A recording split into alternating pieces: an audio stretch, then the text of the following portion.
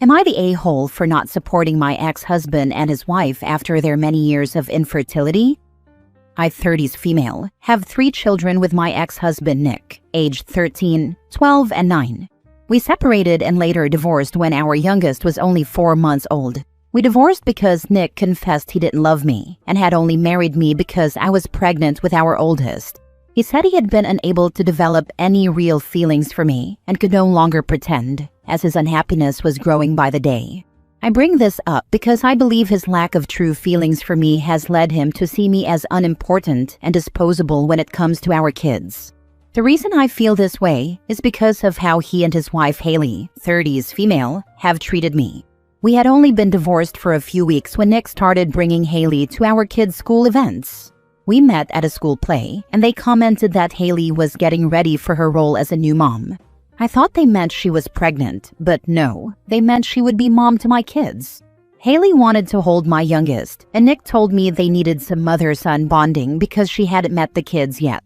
Within weeks, they wanted me to delegate some parenting tasks to Haley, like school pickup and drop-off, or taking our oldest to dance lessons. My kids barely knew her. They weren't even living together yet. Nick told me it was important to make space for Haley as a mom. I told him she would be a stepmom, but I am their mom. Nick's response was that, at their house, Haley would be mom, and that the kids deserved a mom and dad parental unit instead of divorced parents. He even said Haley would be a better mom than I ever could be.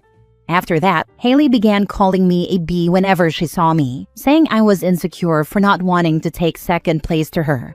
Nick later took me back to court to request primary custody and was denied. I went back with proof that they were trying to push me out.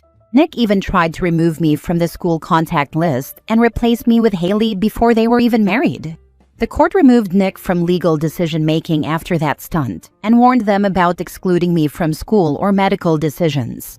When they finally married, they scheduled the wedding during my parenting time and demanded the kids attend. I refused to give up a week with my kids, and the judge later ruled that I had been reasonable in my offers to compromise, while Nick had not.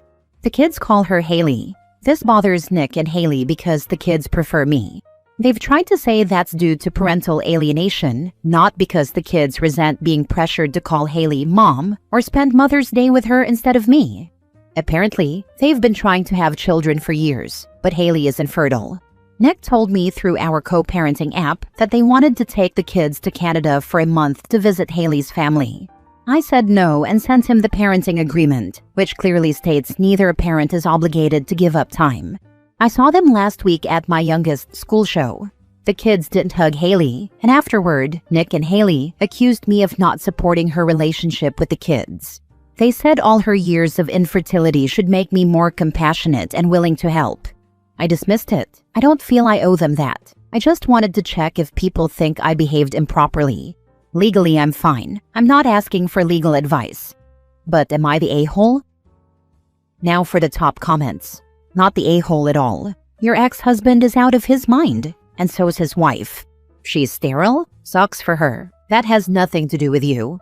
Not your fault. Nothing you can do. Those are your children. She is not their mother. Those people need mental help.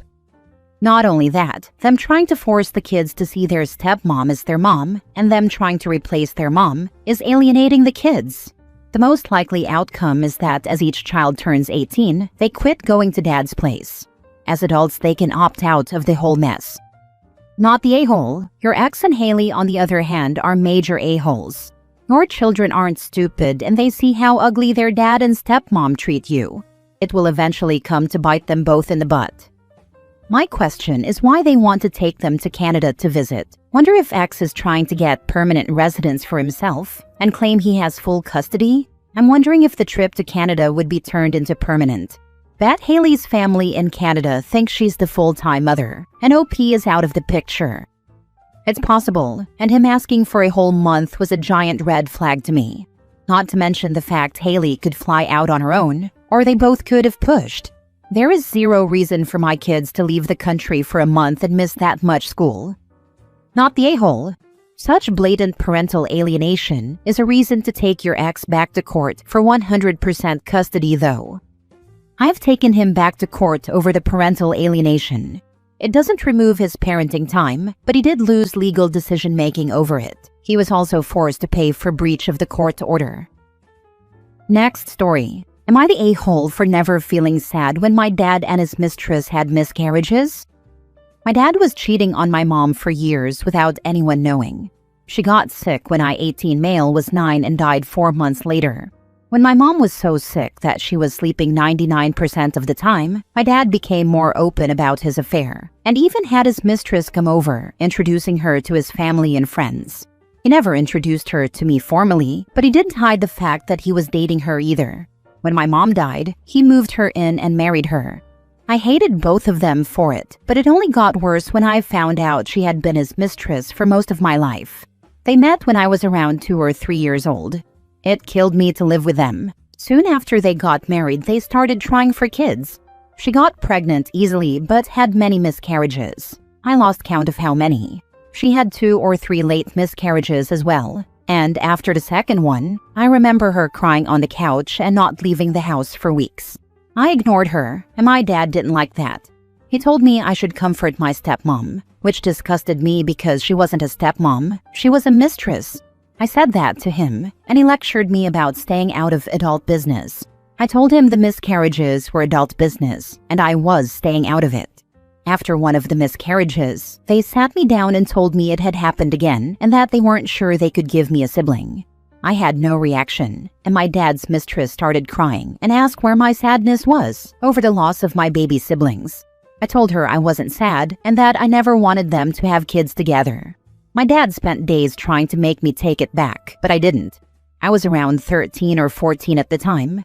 His wife said she couldn't be around me if I was wishing bad things on their babies, so my dad sent me to live with my uncle, my biological uncle, and aunt by marriage. I've lived with them and my cousins ever since, and I've kept only limited contact with my dad. He reached out a few weeks ago and said he and his wife never got to have the baby they wanted. I didn't show any sympathy or pretend to care. He said I still didn't feel sad about the deaths of my siblings, and I told him the truth. I didn't.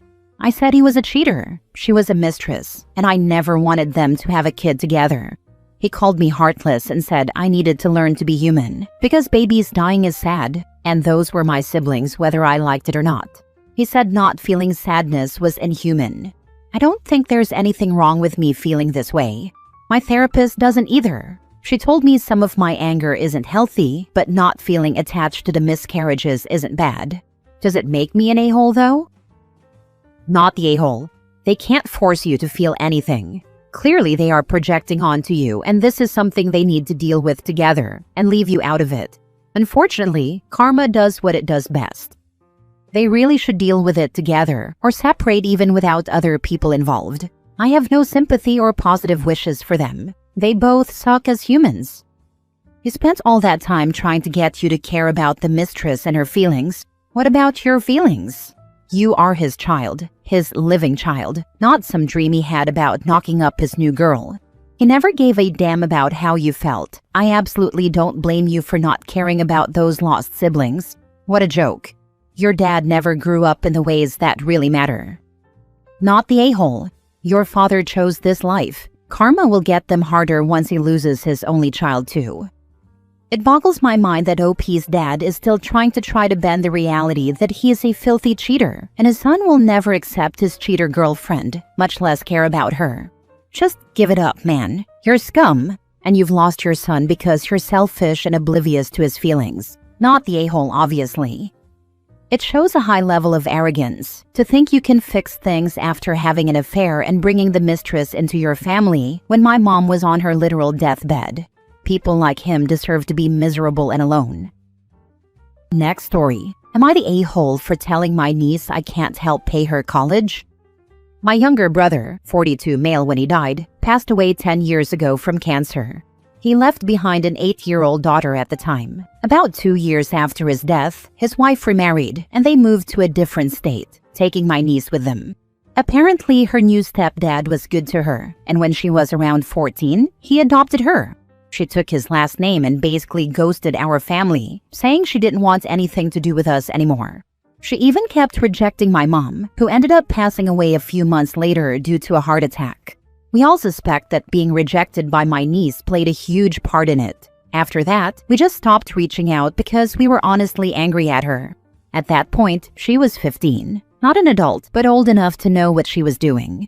A couple of months ago, she reached out after years of silence.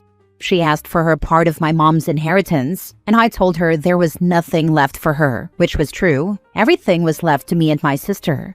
She got mad and started cursing my late mother, and I told her to shut up and show some respect. She said she was starting college and that her parents were having financial issues, so they couldn't pay for it. She demanded that I pay for her college because it would be only fair, claiming it was her late father's share of the inheritance. I told her she had pushed my brother away years ago, that she had a new dad now, and that I wasn't paying for anything. The inheritance wasn't big anyway, and most of it is already gone, helping with my own children's college expenses. She called me a disgrace and an a-hole, and then tried to guilt my sister into giving her money next. My sister also refused because she isn't well off and had used her inheritance to pay off debt. She's still harassing me for money. Honestly, if she had been genuine and polite about it, I might have helped her out. But after years of disrespecting her late father and our entire family, and now demanding money on top of that, it's too much for me. I don't want to call the police on her out of respect for my brother, but she's really making it difficult. For the record, I'm not rich. I just don't struggle because I've always been good with money. I can't suddenly produce a college fund out of nowhere.